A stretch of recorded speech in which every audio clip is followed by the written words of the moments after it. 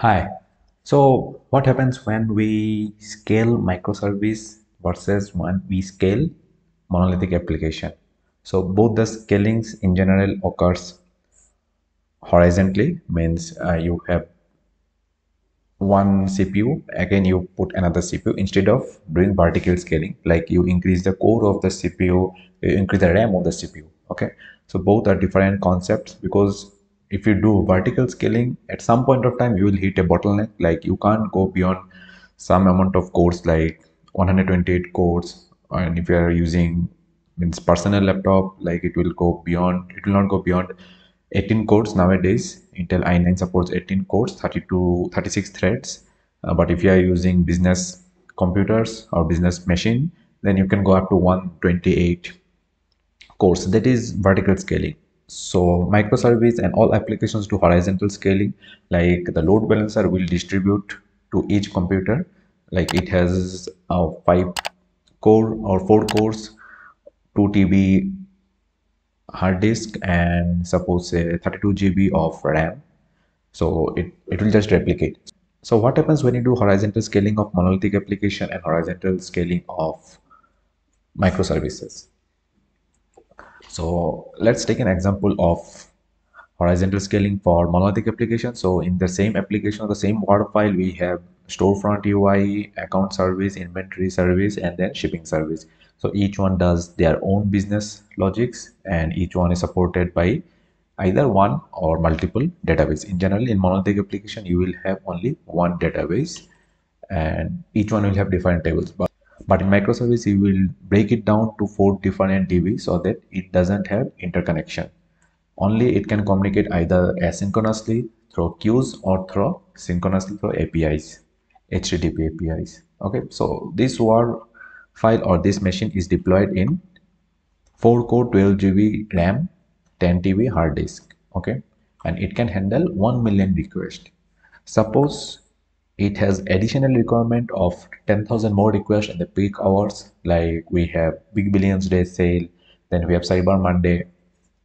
Even if you see IRCTC Tatkal, so that time you will have more rush. Even in ITR form filling, when the ITR due line is there, it will have more rush. So it need to handle 10,000 more additional requests. But for the same thing, we need to produce or deploy the WAR file under the same load balancer with same amount of cores, 12 GB RAM and 10 TB hard disk. So the other machine is now underutilized, because it can handle 10,000 requests with one core, 1 GB or 2 GB RAM, and maybe it's 1 TB.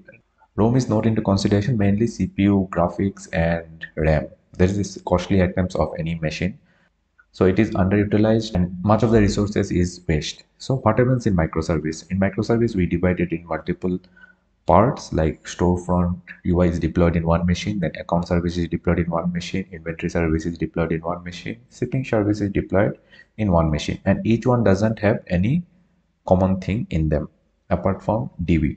DB is also separate, like if account service went down and its DB is also down, then storefront UI can work independently, shipping service can work independently. If you have received any items which need to be delivered and all three services are down and shipping service is up, then the items can be delivered. Person can go and say, okay, this items has already been ordered 3 days back and I can deliver it. So it will not impact the shipping service. The other service may be down. So in general, suppose one service is down, it will not impact the other one, because all have independent DB. It only communicates, means if storefront is down, then you will not be receiving new orders. If account service is down, then you may not be able to proceed further, but still people can place the order, and whose order is already placed, that can be shipped. Okay, so coming to the point, why it is different, how the scaling is different. So all these services are now deployed in one core, 3 GB RAM, 2.5 TB ROM. All the services are in same configuration because it is now equally divided. You can take a mix match of like 2 cores, 0.5 cores, like that, whatever. Means like storefront UI will have much load, account and inventory will have little less load, and shipping service may have again more loads. So each can handle like 0.6 million, 0.1 million, 0.1 million, and 2 million requests. Okay, so now suppose 10,000 more request comes, so that request will be obviously going to the storefront UI, right? So people will be hitting Flipkart or Amazon more rather than the shipment. Shipment will also get impacted, but not so much. The customer front UI will be more impacted. So additional 10,000 requests came.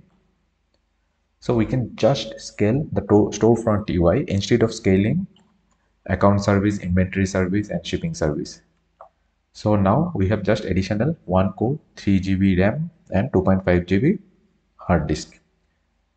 Correct? So we are now paying for only 1 core, the small machine, instead of paying for 4 cores, 12 GB RAM, and 10 TB hard disk. So it's like much more cost efficient and it saves the resources. So the resource belongs to the public and money belongs to person, individual person. Okay, so that's pretty much about. If you have any more confusion, then do let me know in the comment section and see you again in the next one. Bye bye.